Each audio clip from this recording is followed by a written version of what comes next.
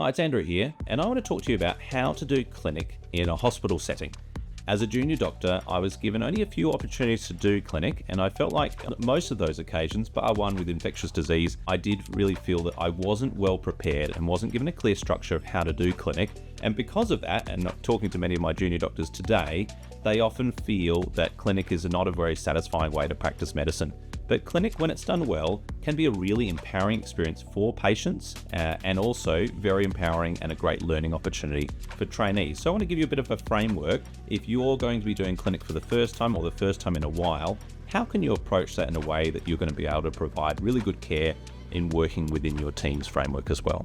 Firstly, some context. So you're sitting in some kind of specialty clinic in a hospital setting. What's the link that's there? Well, you may be getting referrals of patients from GPs, general practitioners in the community, and that'll come with a letter, and so you can see the letter and hopefully the purpose of the review is very clear. And so therefore the communication primarily is always back to the GP as the primary care provider. So whenever you're doing updates in clinic, it may not necessarily be every single one, but any major updates or the point of discharge, and particularly the first review, you want to be sending a letter back to the GP to keep them updated on progress. The second source of referrals is often from an inpatient department who has discharged the patient and referred them to their own clinic or another clinic for follow-up of issues that were identified or partially managed during the admission. So in that context, you're seeing, again, with a referral from that team, and you can access the inpatient notes and the discharge summary, which hopefully will make it very clear the purpose of the discharge, because you want to be very purposeful in the way that you run clinics. And again, you're going to be updating general practitioner as the primary carer for that patient with any progress that you're making and decisions, particularly in medication started within clinic.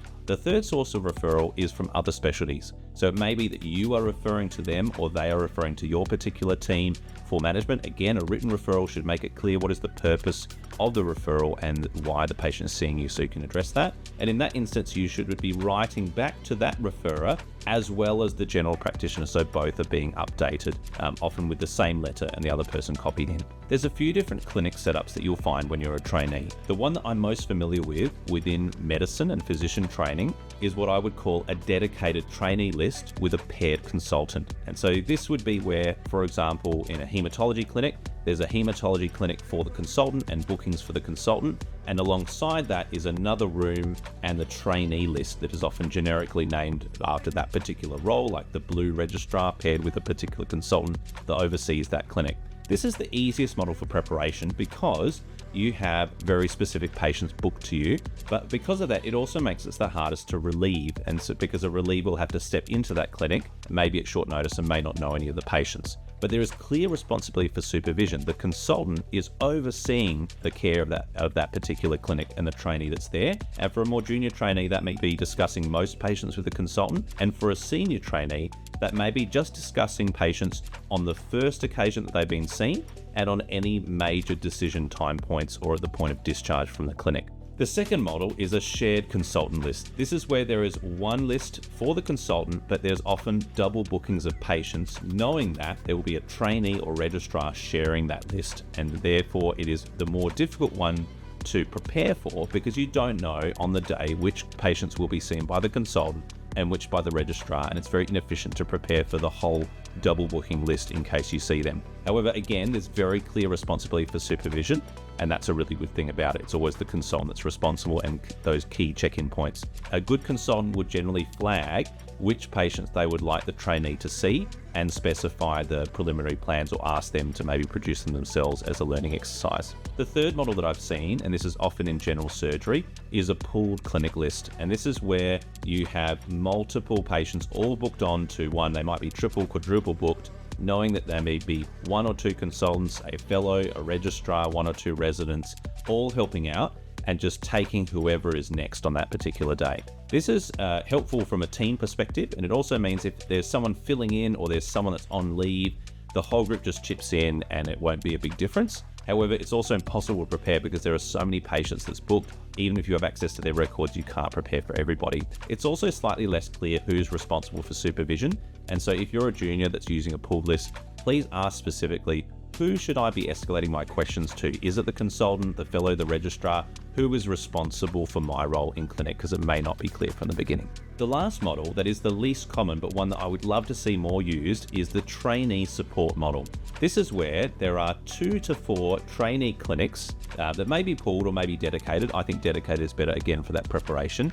And there is 1 or 2 consultants that are available in that area overseeing those clinics. And the consultants don't have their own list. They are purely available to support the trainees, which means going in and seeing patients with the trainee usually seeing the patient first, coming in and saying, this is what I've found, and then the consultant potentially either approving the plan or actually going in and touching base with that patient. It's a very efficient model where one consultant can really effectively and with good quality oversee many patients in that clinic, whilst also investing and providing regular feedback throughout the session to the trainees. It's a very clear responsibility for supervision in that one, and it's a very trainee-centered approach, and I would love to see this model used more in our training centers. So if you're a trainee running a clinic for the first time, how do you approach this? What's the model that you use? And there's a whole range of different models you can use, and I've listed them there based on their timeline. The one that I'm most familiar with, and the one that I probably ascribe to, although not as deliberately as perhaps I could be, is the Calgary-Cambridge model, which was proposed in 1996. This provides 2 streams in parallel of providing structure and purpose to the consultation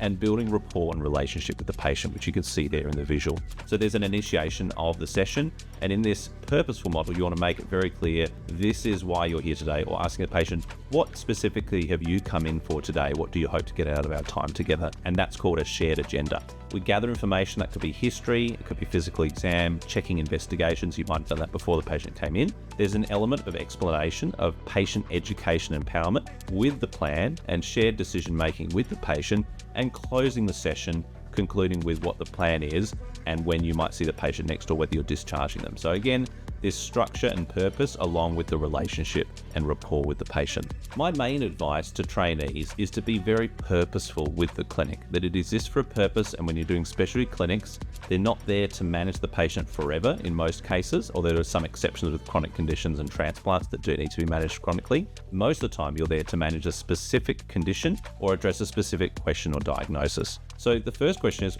why is the patient coming to clinic? So where do you find the information? For a new patient, it could be a scanned referral from external, or it could be a paper referral that you can find if you're still using paper notes, or it could be a discharge summary if you're following up someone that was discharged recently. If it's a review patient, so someone that's already been seen and you're following up, there could be a previous clinic letter, and that could be on the electronic medical record or a paper note, depending on the system that you're working in. There could be previous clinic notes, which is how I used to train on paper. It was often very difficult to read. So if you're writing paper notes for a colleague that's going to see them in a few months' time when you moved on, make sure it's legible and make sure it's really clear what they're coming back for in that next review. And it could be that you reference the original referral to find out why they come to the clinic if it's not really clear from the other documentation. There are 3 ways to get supervisor input when you're running a trainee clinic. I think the best model, particularly for more junior and learning clinicians, is the pre-clinic discussion. This is where you have reviewed all the cases, hopefully on electronic medical record, and you can then summarize the issues the patients are coming in for and propose an approach. And it might be that you're following a plan that's already been made, or you might be proposing a new plan based on what you're seeing or changes in the patient's management. The consultant then reviews and approves or changes those plans in advance, which would then empower the trainee to run the clinic semi-autonomously, and then only need to consult the specialist if things have changed drastically from the plan that they made earlier. The next model is called the post-clinic discussion, and this is generally for senior registrars and fellows, where they are able to operate reasonably autonomously and see the patients independently with common issues that they're used to managing. And then if there is something that is urgent or drastically changed, they may interrupt or grab the consultant for a review or quick discussion during the clinic, but otherwise they will generally see the patients themselves and afterwards debrief with the consultant and maybe other trainees and talk through tricky cases, and if new changes occur, maybe call the 1 or 2 patients that need to be updated after the clinic. The last model, which is the least efficient but unfortunately the most ubiquitous, is the intra-clinic discussion. This is where a trainee sees the patient and then goes and waits for the consultant to then discuss it with the consultant. Sometimes this is necessary, but it is better to do a pre or post-clinic discussion for better use of trainees' time, also less interruption to the consultant and more efficient movement of the patients and their time as well. What I will say is though, don't be the medical student trainee who just hangs in the corridor and the consultant doesn't know that you're waiting. in general, unless they specified otherwise, knock, open the door, and just mention, I've got a patient to discuss when you've got a minute, because you never know, you could be waiting unnecessarily because there is no patient in the room. And I think just the risk of interrupting them or even interrupting a sensitive discussion on the odd occasion is worth the respect to your patient of not just leaving them waiting when the consultant may say, yeah, no worries, let me step out for a second, or I'll be 2 minutes, and then you have a timeline to work with. Documentation is really important for a high quality clinic experience. And so the electronic medical record allows for noting and the letter, usually in the same document. And in my network, we use Sunrise EMR, and that allows really the letter and the document to be the same if you want it to be, or to do a bit of separation of those two. So in general, when I run public clinics, all my letters are my documentation. And so there'll be a problem list and then a letter addressed generally to the GP or to the patient, and then my details at the bottom. I have an acronym expansion or smart text in some systems, which is .me-l for the letter, and sometimes has my supervisors when I was training, as well as .me-l with their initials. And that's where I put my name and role, who my supervisor is, my provider number in case I want to use the letter as a referral itself, and my email in case I want to be contacted. By the way, some people are concerned about putting contact details like a phone number or an email address in a letter. I have to say that I get very good feedback from GPs by putting my email address so they know they can contact me directly. But probably I'm only being contacted by 1 in every 50 patients in terms of their GPs, and only very rarely by the patient, and very respectfully so.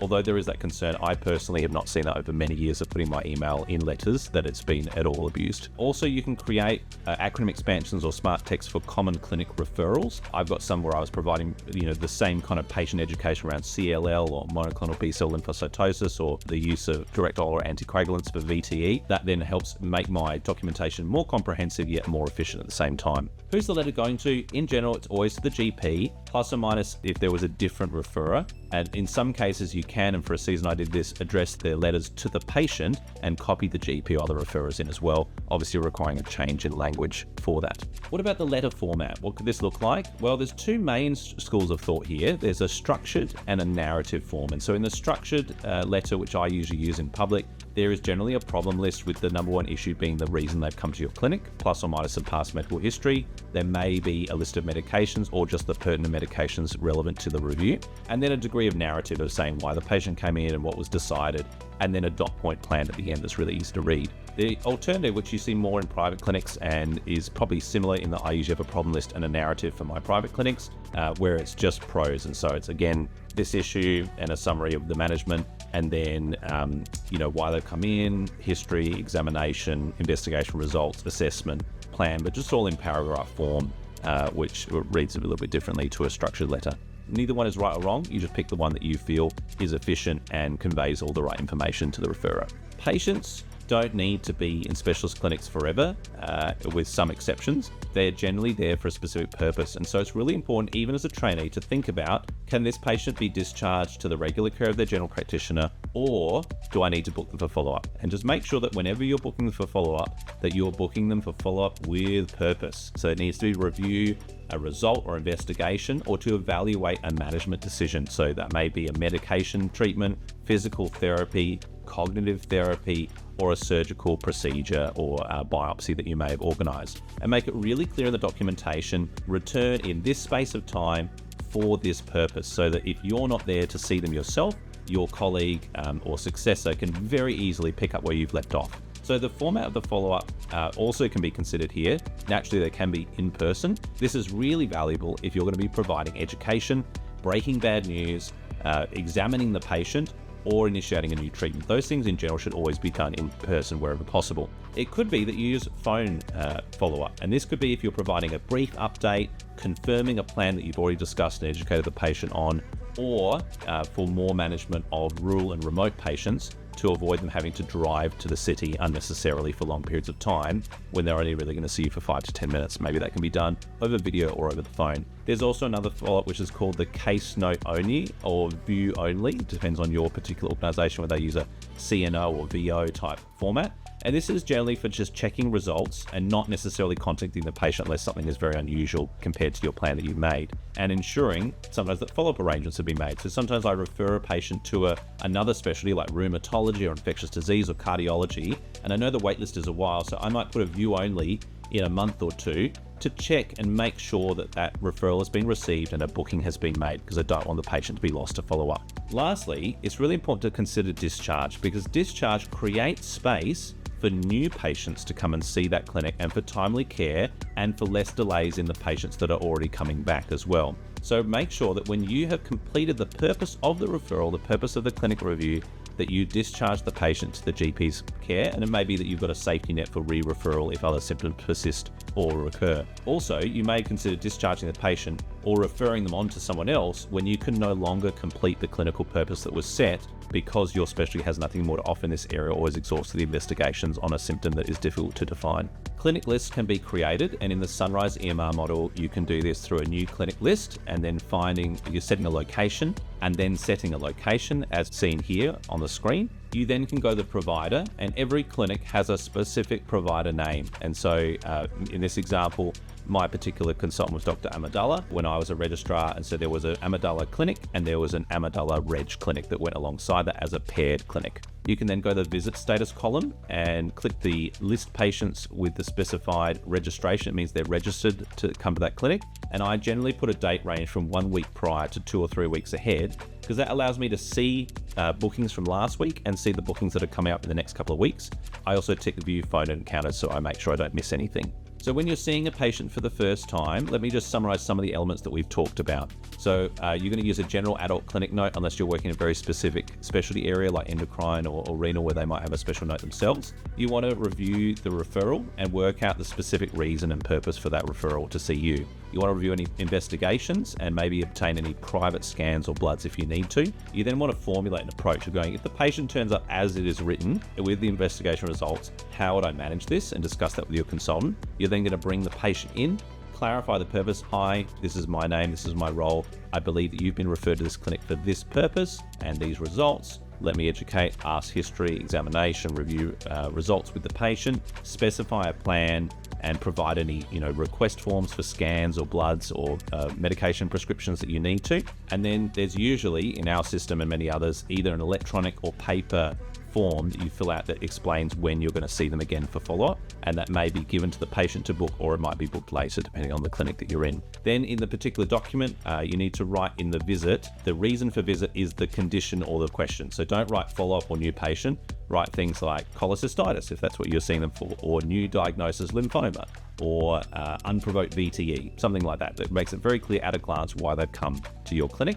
And then in the clinic summary, you can then type the plan, which is going to be your letter and problem list, whatever structure you want to do, and then clicking the follow-up plan and then sending it off. And at this point, I used to always print the letters, but now they're all electronically distributed, so you don't usually need to print the letters anymore. You also want to put your credentials in using an acronym expansion, your name, who you're supervised by, your provider number, and your email as specified before. And in some cases, you can dictate the letter instead, but if you're working in the SA system, this is the preferred and efficient method. So lastly, I'd like to leave you with some tips on leveling up your clinic skills. So I would really recommend you use acronym expansions for common problems. Most clinics have a reasonable scope of common conditions that they see, plus some rarer things. And if you want, and you're in the SA system, you can see some of my letters under .hemgus and .cll for examples of what that looks like in a hematological context. You want to document after each encounter. And what I mean by that is don't wait, even if you're running behind and you're running a bit slower, always finish with the patient, write your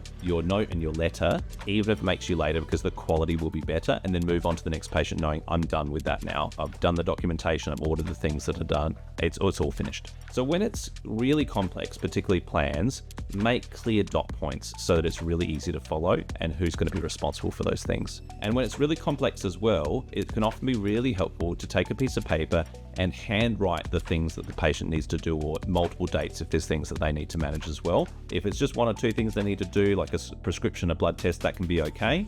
But if you're getting to 3, 4, 5 things they need to do, writing them down can better ensure they're actually equipped and empowered to fulfill that plan. Also, consider that booking the patient back to see your consultant. So when I was training as a hematologist in cancer clinics, I would often see a patient and then book them back to see the consultant, and then they would see me after the next round of chemotherapy. That way, it's ensuring that the consultant is overseeing my management, even if they're not directly seeing me with the patient, and that the patient is being able to build relationship with the consultant overseeing their care as well. If they're really busy, it might be that you book 2 bookings ahead. And so you say, I'm going to book you to see me in a month and my consultant in 2 months. And that way they're seeing you 2 out of 3 and they're seeing the consultant 1 out of 3 as well. I hope that's helpful, and I hope that you're able to be empowered to have really meaningful learning and clinical experiences in your clinic. See you soon.